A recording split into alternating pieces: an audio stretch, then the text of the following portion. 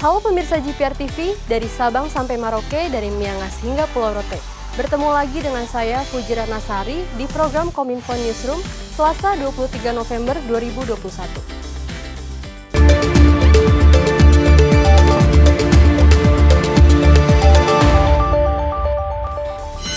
Pemirsa, dalam gelaran Konferensi Pers Nasional Geopark Indonesia 2 pada Senin 22 November 2021, Presiden Joko Widodo mengajak seluruh elemen bangsa ikut melestarikan Geopark dengan baik.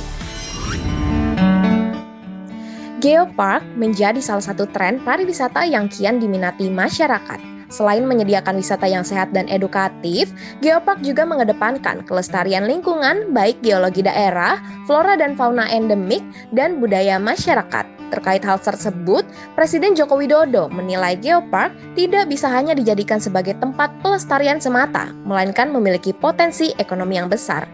Pihaknya mengajak seluruh elemen bangsa berupaya melestarikan seluruh geopark di Indonesia, sehingga dengan tata kelola yang baik dapat menentukan keberhasilan geopark tanah air. Saya berharap semua elemen bangsa bergerak menjadi bagian dari gerakan konservasi geopark, sekaligus melakukan upaya untuk memperkuat masyarakat sekitarnya untuk mengambil bagian dalam pelestarian lingkungan dan mengembangkan potensi pariwisata sehingga masyarakat mendapatkan manfaat bagi peningkatan kesejahteraan mereka.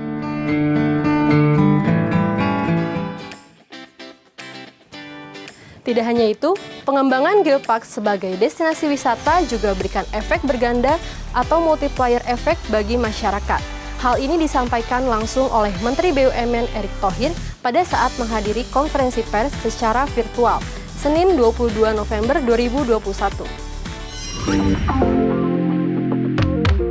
Indonesia memiliki 6 situs warisan geologi yang telah ditetapkan sebagai Global Geopark oleh UNESCO. Untuk itu, Menteri BUMN Erick Thohir menegaskan bahwa pengembangan geopark di Indonesia sebagai destinasi wisata dapat memberikan efek berganda atau multiplier effect bagi masyarakat.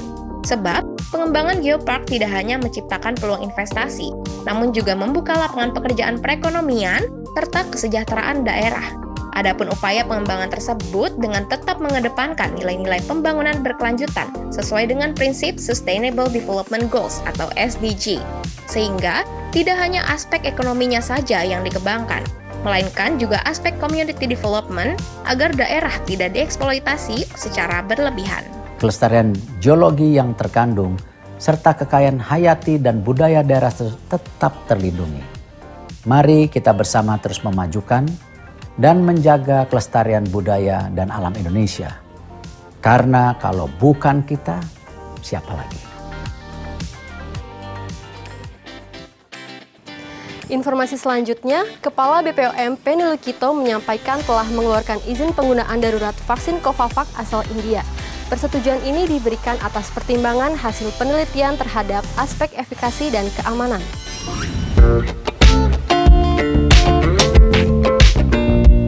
Badan Pengawas Obat dan Makanan kembali mengeluarkan izin pemakaian izin darurat atau Emergency Use Authorization terhadap vaksin COVID-19 produksi Covavax asal India.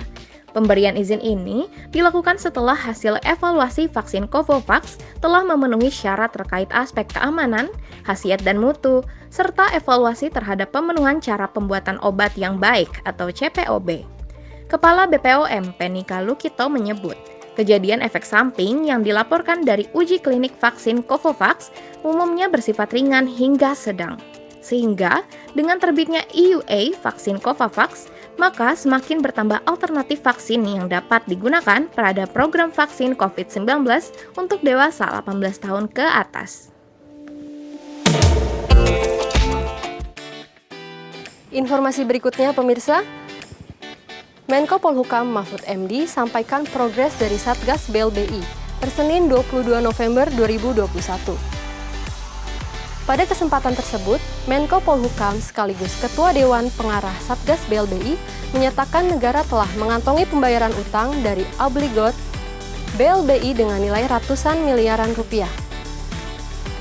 Satgas BLBI juga meminta untuk para obligor segera mengembalikan hak negara. Satuan Tugas Penanganan Hak Tagih Negara Dana Bantuan Likuiditas Bank Indonesia atau Satgas BLBI kembali menerima pembayaran kewajiban dan penyerahan tanah dan aset dari para obligor maupun debitur. Adapun aset tersebut diantaranya obligor Syamsul Nur Salim, pemilik Bank Dewa Rutji telah membayar kewajibannya sebesar 150 miliar termasuk biaya administrasi pengurusan piutang negara 10%. Kemudian, penyerahan tanah seluas kurang lebih 100 hektar yang berlokasi di Kabupaten Minahasa, Sulawesi Utara, serta penyerahan aset dari pemilik utang sebagai hibah kepada pemerintah Kota Bogor dan 7 kementerian atau lembaga senilai 492 miliar. 7 kementerian dan lembaga tersebut menerima aset dengan penetapan status penggunaan, yakni Kementerian Koordinator Bidang Kemaritiman dan Investasi, Kementerian Pertahanan, Kementerian Keuangan, Kementerian Agama, Polri, Badan Pusat Statistik, dan Badan Narkotika Nasional. Seluruh aset yang bernilai 492 miliar rupiah ini akan digunakan untuk menunjang tugas dan fungsi dari kementerian lembaga maupun pemerintah daerah dalam melaksanakan pelayanan publik kepada masyarakat.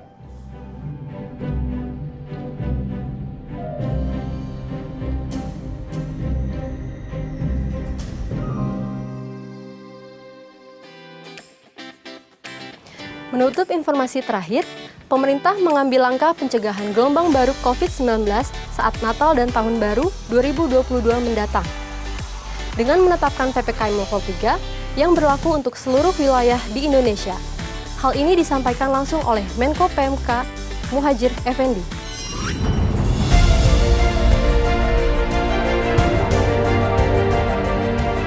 Pemerintah telah menyiapkan langkah strategis guna menekan potensi lonjakan kasus diakibatkan meningkatnya mobilitas masyarakat pada periode libur Natal dan Tahun Baru.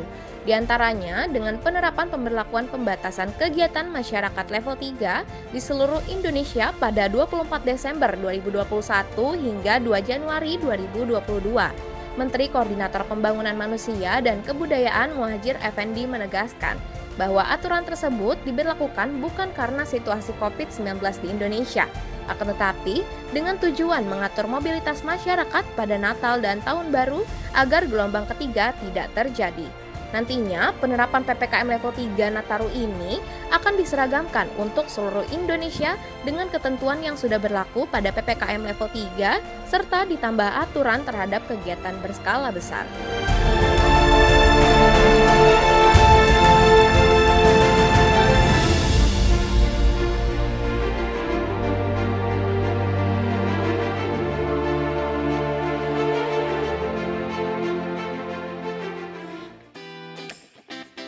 Itulah ragam informasi yang telah kami kemas untuk Anda. Dapatkan update berita pilihan setiap harinya di kanal GPR TV atau melalui sosial media gprtv.id. Saya Fujiratna Sari pamit, sampai jumpa.